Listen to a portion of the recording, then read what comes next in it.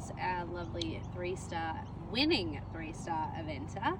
He has an awesome temperament. We love him, but we're just gonna do a little bit of flat training video to show you guys a bit more about him. He has a few little specifications of, I guess, how you ride him in the flat, and that's what I'm going to be mostly taking you through today. So it's going to be more basic stuff, walk, trot and canter, but just explaining a bit more about how he rides and how I kind of, what I like to get out of him, how I warm him up. And I think it will shed a bit of light on suitability, because he is he is a quiet horse, and he would be a great schoolmaster type, but he just needs to find the right match. So yeah, this should help you guys out. So yeah, let's have a crack.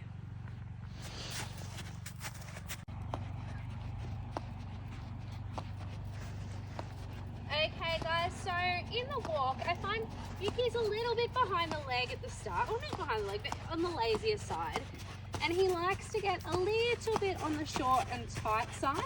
So what I want to do to help him, the goal with him in the warm-up is always to get him flexing and becoming more laterally supple from side to side, okay, in relation to the alignment of his body in relation to the circle.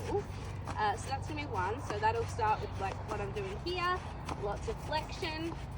When he first arrived to us, the left flexion was a little bit trickier than the right. It was a little bit stuck, but it's got a lot better with the consistent work. So yes, this is the first place to start. Then I'll find that as he starts to laterally let go, you hit a little bit of a wall where he'll try and back off the forward a bit,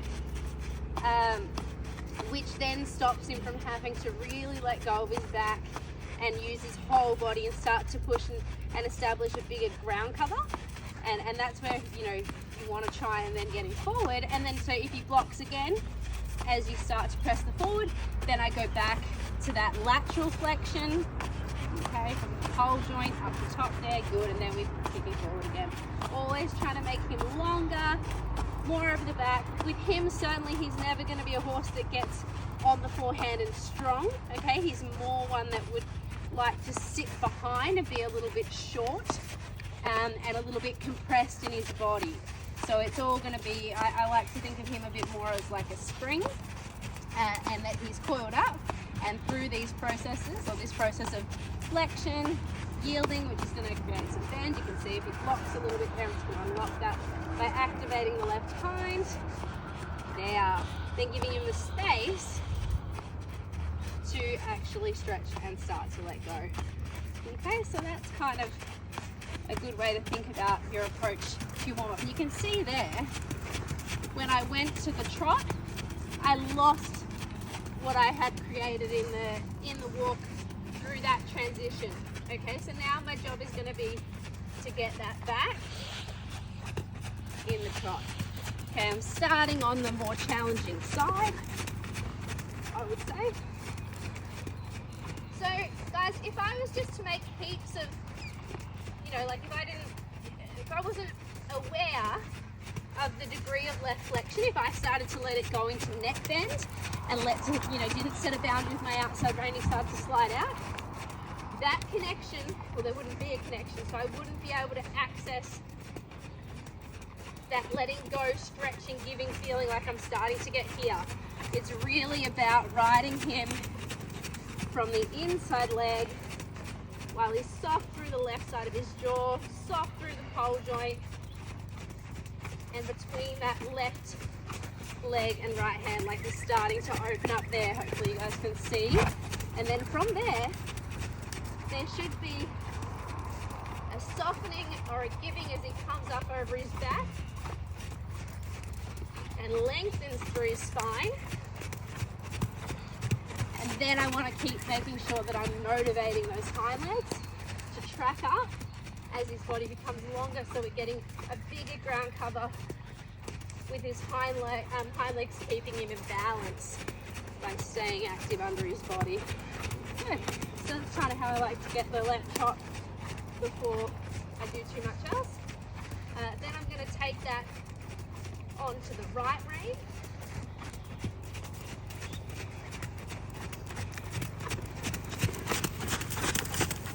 See if I lose some of that quality through the change of rein, which I feel like I did a little bit. You can see probably that the steps have become a little shorter.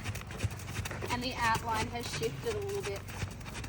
So remember, this is a warm-up frame we're looking for, guys. It has nothing to do with his chest frame. It's less about what he actually looks like and more about how he feels in his back. That's what the spirit of this warm-up is. So this way, guys, he's a lot more willing in the right flexion, so it's really easy there in the right flexion. However, that means it can be easy to creep into over flexion and over inside bend and start to drift through the shoulder if that outside rein isn't there. Okay, so I'm really making sure, although I don't want to just, like I still am riding for bend, because if I just rode him off the outside, that wouldn't work either. So I'm just making sure it's really inside leg to outside rein focused. So I'm pretty much keeping him between the two train tracks and connected to both sides from my legs and within the boundaries of my rein. Good, okay, I'm happy with that, guys. But this is one thing to just get it on a, you know, going around on the same circle. So now I'm going to try and use some changes within the pace and within the bend, okay, to help me make sure that if, you know, a good test of throughness is when you can keep that connected feeling regardless of what you're asking the horse to do. So I'm not going to just make figure eights, okay, although it looks like that right now. I'm just making some random little turns and making sure to unlock each side. Once I feel like that's working, I'm going to start to make some changes, some simultaneous changes in activity or ground cover or both, because they are a little bit different.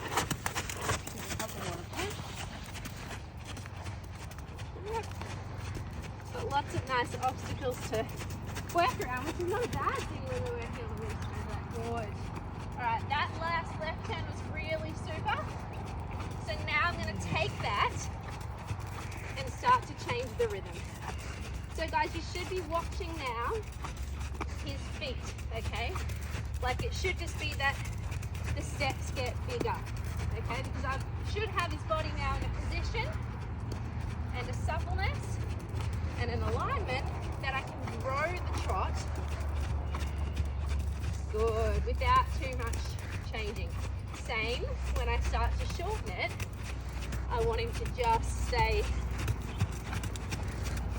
kind of shorten a little bit, but not, although he's shortening his steps, I want his back to stay as long as possible and he's still seeking into the hand because we're still in that warm-up sort of phase, which is really what I'm showing you guys today. Good, now I'm going to be growing that trot again. In fact, growing it is probably the riskiest time. Okay, that's where he might get a little bit iffy. If he gets, you really don't want to be building on something that feels short, tight, rigid. You want to make sure he's over the back before you start to ask for more. I always want to be able to soften both reins and feel like he doesn't drop onto the forehand and then he doesn't speed up, which that was quite nice there. I'm going to do one more change of pace. I'm going to shorten right up. For me, shortening him up is good, like that sort of helps to get his back as long as you're keeping him laterally supple, side to side flexion. Good. Big steps in the group. Nope. That one was a little bit of a surge forward. Did you guys see that? Let's come down again. Good. Good. So I need to have more left flexion there and build it a little bit more gradually. I was a bit yeehaw on that one. There we go. All right, let's change rein. Do a couple of those changes to the right and then have a canter. Good lad.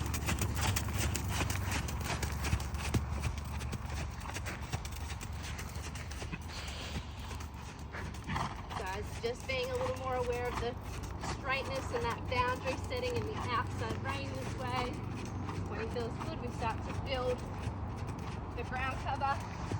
But it's totally okay to still be making little flexions and yields as we're asking the steps to become bigger. We don't have to be all frozen and stagnant in what we're doing, but we don't want to block. So as long as we feel like we can still soften that inside hand to allow space for the inside hind to come through, that's the most important thing. And then shortening, shortening, building up again, making sure I keep my leg on, shortening, shortening, shorter. He kind of half gave me that one, shorter still, there we go. You have to really go to the uncomfortable section, you know, you want to make sure you're actually getting some benefit from all this work. Alright, now I'm going to go left. Hopefully keep him around that left leg. Nice, good bad, good boy. And then we're going to go left canter. Now the canter transition, he does like to prop up a little bit into that short frame again.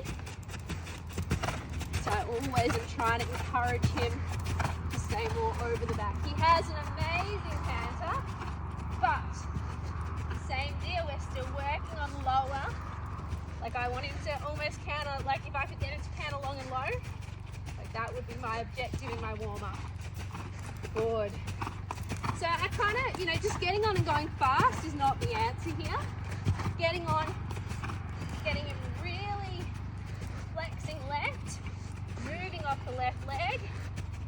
Once you've got that, then it's time to ask for more ground cover. And then as you add ground cover, if you hit a block, then it's more left flex, more left yield into that right rein, and then more canter again. And it's that process of flex, yield, activate, okay? So inside rein a little bit, inside leg to outside rein, both legs. And repeat, left flex, left yield into the right rein, throw the canter. And hopefully you guys can start to see some differences in his outline and the way he's using his back. And subsequently, the ground cover should be starting to get a little softer.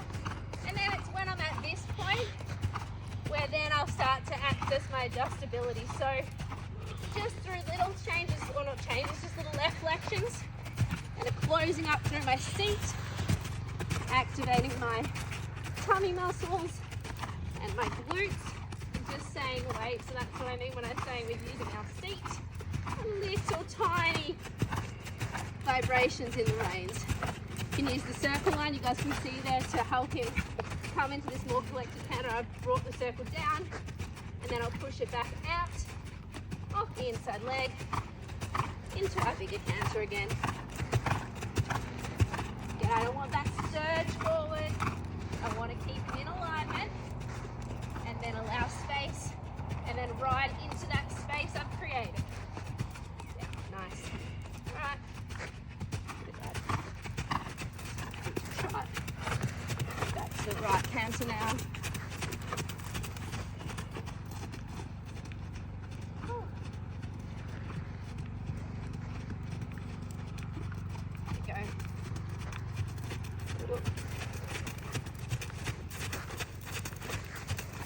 After a canter, I'm just making sure everything still works.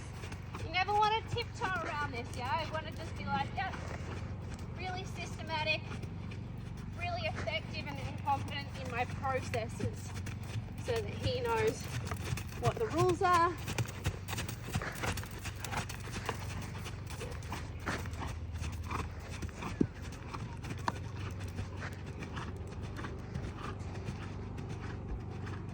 Okay guys, so to start off with, I can feel I've just lost 5% through that left shoulder. So to warm up, I'm going to put him in counter flexion a little bit.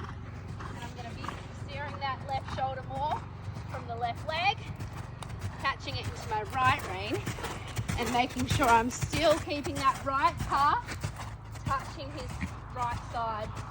So I don't want to feel like while I'm straightening him here that I abandon him on the right side. It's almost like I'm riding him from the left side into my, like, so he hits my right calf. Which means I have to be super aware of my own body symmetry while I'm straightening him, because he wants me to sit how he wants to sit, and I want him to sit how I want to sit. So we're having a little bit of a very polite, I would say, conversation here as we're just discussing straightness. Make this circle a little bit more oblong to give me more time to almost make a rondeur position, guys, which just means shoulders a bit more towards the center, hindquarters a little bit more towards the fence or the outside in this case, and try and maintain that alignment through the turns. Oh, super. Now he's feeling heaps straighter, so I can start to then, as long as I'm maintaining that, start to play a little bit more with my rhythm and my ground cover. So I'm opening up here. Opening up, hopefully start to seek the contact a little bit more. And closing up, closing up. Whoop. No closing has happened yet. Oh, here we go. It's a little bit of a delayed reaction, Yuki.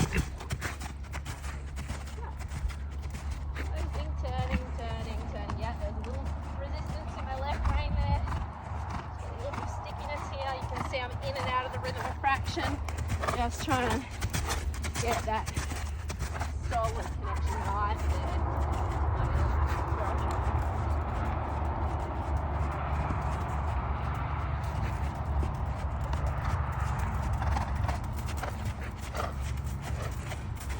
Okay guys, so that's a little bit of crash course in warming up Buchie. From there, he's obviously, he's an experienced three-star horse. He's got a lot of buttons. He's quite educated.